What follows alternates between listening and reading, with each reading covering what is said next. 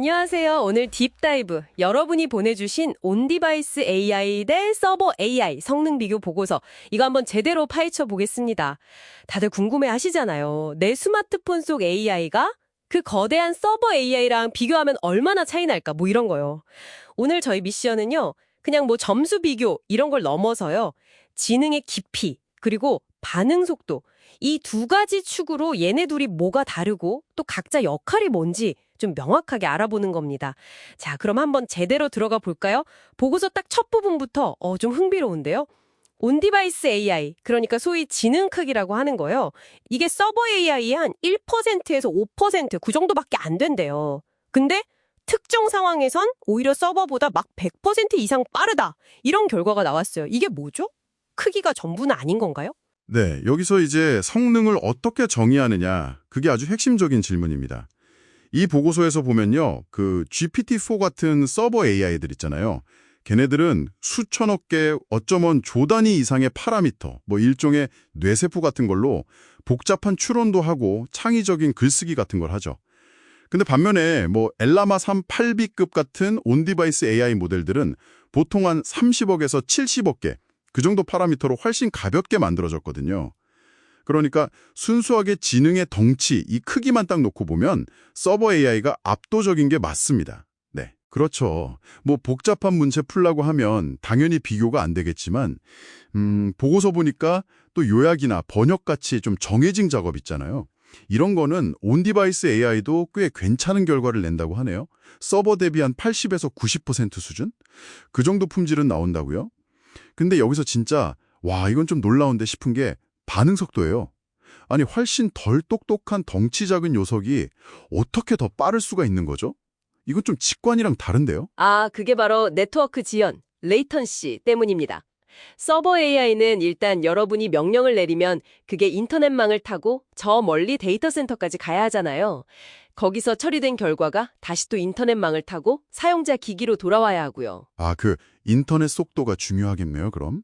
와이파이 느리거나 그러면 뭐. 네, 그렇죠. 인터넷 느리면 그냥 속수무책인 거죠. 하지만 온디바이스 AI는 어때요? 스마트폰 내부에서 그냥 바로 처리하잖아요. 그러니까 이 네트워크를 타고 왔다 갔다 하는 시간이 그냥 0인 거예요. 제로. 그래서 보고서에서 예로 든 것처럼 뭐 실시간 통역이라든지 아니면 얼굴 인식해서 잠금 해제하는 거 이런 것처럼 즉각적인 반응이 정말 중요한 작업들 있잖아요. 이런 거에서는 사용자가 실제로 느끼는 그 체감 속도? 이게 온디바이스 AI가 훨씬 빠를 수 있다는 겁니다. 아하, 그렇군요. 인터넷 연결이 좀 불안정해도 바로바로 반응한다는 거네요. 아, 이거 진짜 큰 장점이네요. 아, 그리고 전력 효율이랑 보안 얘기도 있었죠? 이것도 중요하잖아요. 보고서 보니까 서버는 뭐 수백 와트, 근데 스마트폰 칩은 고작 3에서 5와트. 오, 이거 거의 스마트폰 충전기 수준 아닌가요? 에너지 효율 차이가 어마어마한데요? 네, 맞습니다.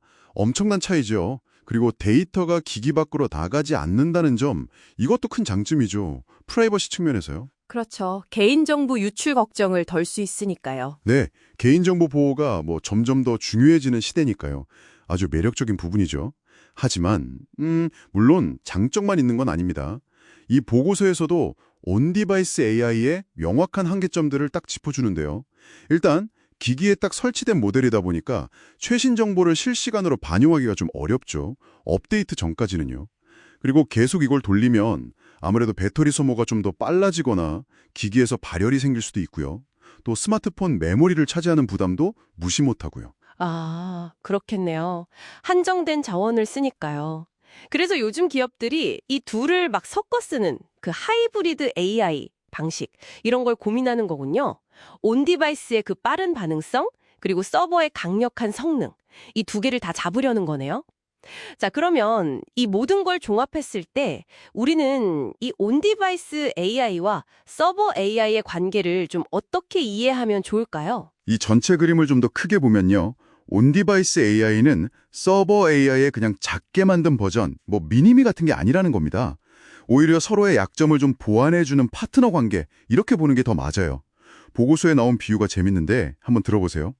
서버 AI가 저 멀리 있는 아주 똑똑한 천재 교수님한테 어려운 질문을 편지로 써서 보내고 답장을 받는 거라면요.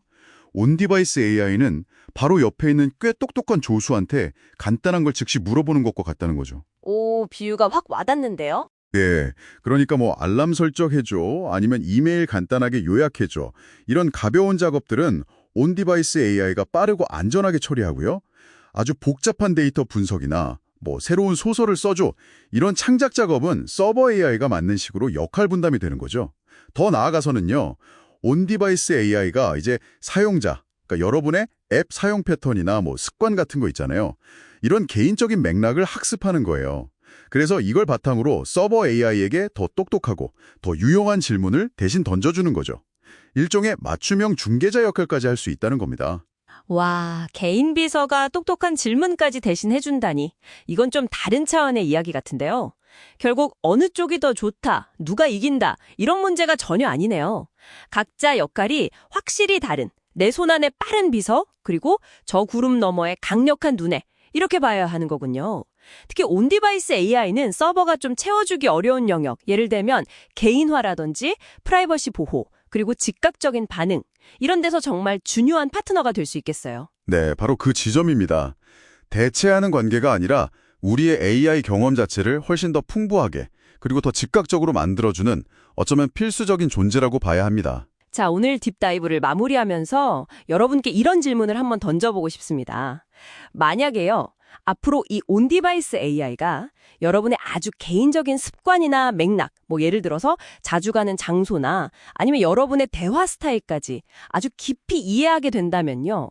이것이 강력하긴 하지만 조금은 나와 거리가 있는 듯한 그 서버 AI와 우리가 소통하는 방식 자체를 어떻게 근본적으로 바꿔놓을 수 있을까요? 한번 상상해 보시면 꽤 흥미로울 것 같습니다.